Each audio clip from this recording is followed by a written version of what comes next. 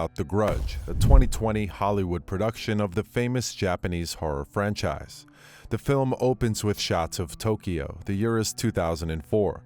A woman walks out of a house talking on the phone. She emphasizes her need to quickly leave the country and return to America. As the woman is on the phone, she notices a trash bag mysteriously move as if something is trapped inside. There is a female ghostly figure standing behind the woman, and a hand reaches from another trash bag and grabs the woman's ankle. The woman, who leaps in fear, sees nothing there. The film then cuts to Cross River in the USA, and the woman has returned home. She is greeted by her husband and child, thankful to have them in her arms. It's now 2006 and we're introduced to the main protagonist of the story, a female police officer named Muldoon. She hugs her young son and they both talk about the loss of the child's father. Muldoon asks the child, "What do we do when we are scared?" And the child responds, "Close our eyes and count to 5. In the police station, a man called Goodman introduces himself to Muldoon as her new partner. The detectives drive together to a crime scene in a wooded area. Both detectives see a woman's skeletal remains in a car, and they deduce that the body has been there for a few months. After talking to another police officer, we learn that this woman last worked at an address linked to a previous case that Goodman had worked on. It's believed someone else was in the car with the woman at the time of her death. Goodwin seems spooked by the new discovery. Muldoon, who is now at home during the night, is looking at the case Goodwin had mentioned.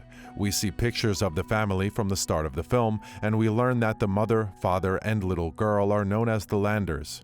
Muldoon decides to investigate further and drives out to Rayburn Drive to the house where the Landers lived.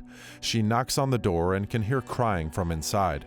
She opens the door and steps inside, hearing a voice along with more sobbing. Muldoon sees a woman in the kitchen with her back turned. She appears to be an old woman. She turns around, her face covered in blood, and she tries to place something in Muldoon's hand. Rattled, Muldoon tries to flee, but as she is making her way to the exit, she sees a male corpse slumped in an armchair. Horrified, she runs to her car.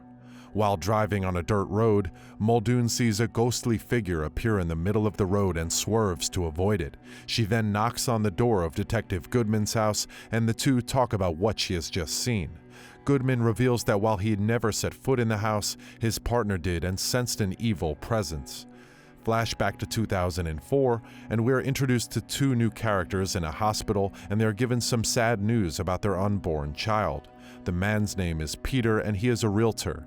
He and his wife Nina drive to the Landers, as Peter needs their signature to sell the house. However, there is no one there. He enters the house, and we see a pair of hands reach out of the bathtub. Later that evening, Peter is taking a shower at home when he feels a hand reaching out of his head as he's washing his hair. Later, as he's trying to sleep, he feels the bedsheets being dragged from him, and he sees a screeching female ghost.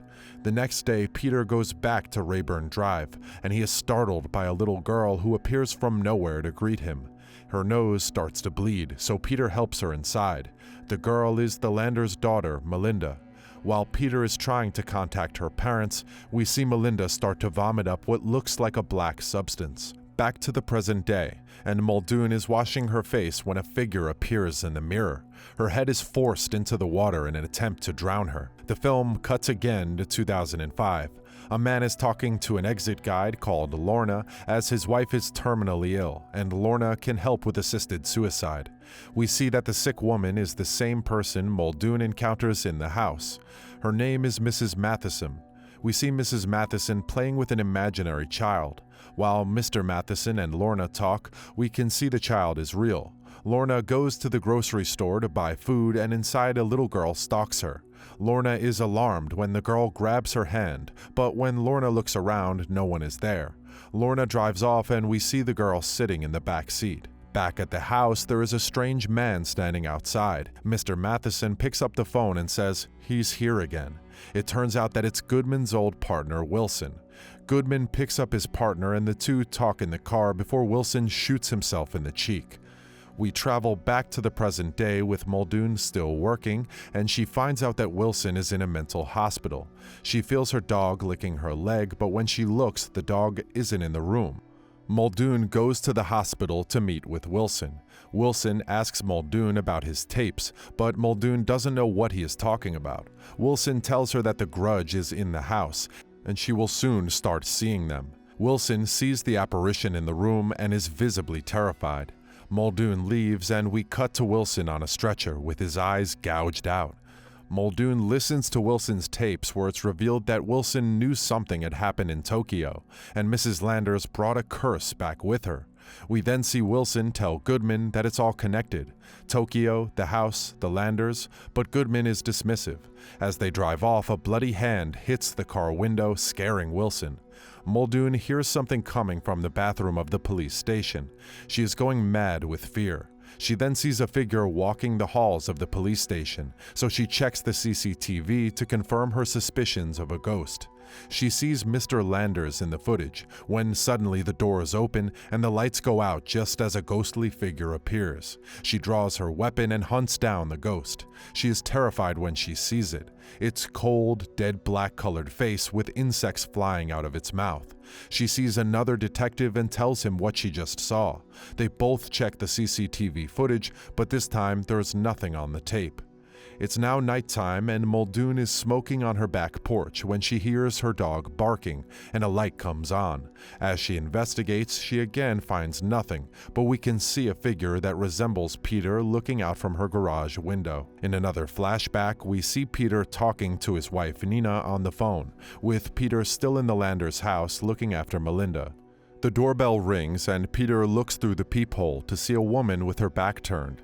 He opens the door, but again, nobody is there. He then hears footsteps upstairs and finds that Melinda has gone missing.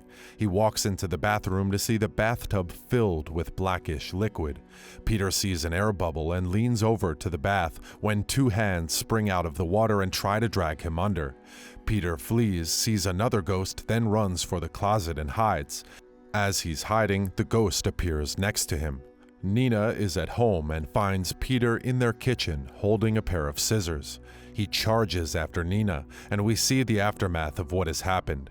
Nina lying face down in a pool of blood, and Peter's body draped over a bathtub. We then see another flashback involving Lorna and the Mathesons. Lorna hears a strange sound coming from the Mathesons' bedroom and goes to investigate. She sees Mrs. Matheson lying down, frozen in fear. Lorna then realizes there is a ghostly figure hovering over Mrs. Matheson. Lorna screams and Mr. Matheson runs into the room, revealing that the house is haunted.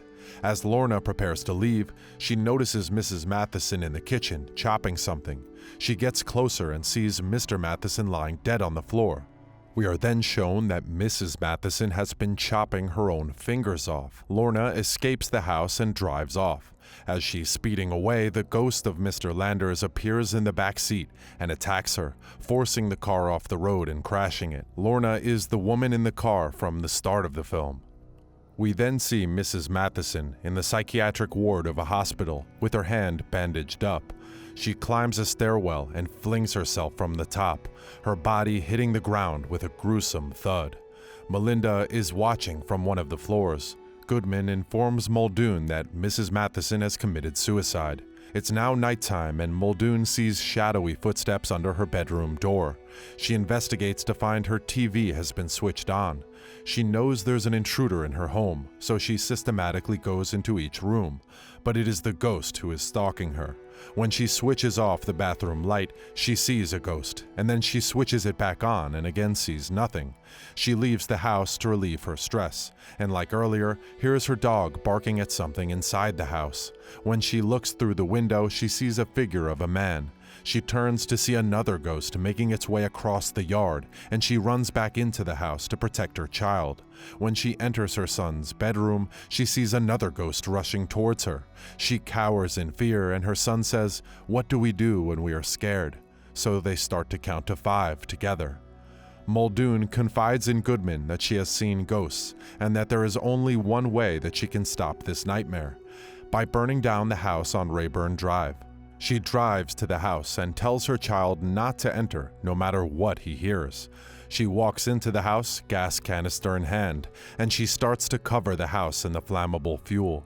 As she's moving through the house, she sees visions of the atrocities that happened in it. She sees Mrs. Landers murdering her family. She then finds her own child there. He says he was scared and that's why he left. Muldoon asks, "What do we do when we are scared?" but the boy doesn't reply. She repeats the question, still no reply. She realizes the child is not her son. She prepares the gas lighter and throws it onto the fuel, burning the house down. Muldoon escapes and drives off with her son. Some time has passed and Muldoon hugs her son, telling him that she loves him. We see her son walking out of the door behind her. The boy she's hugging is not her son. The ghost screams and drags Muldoon away. The curse cannot be broken.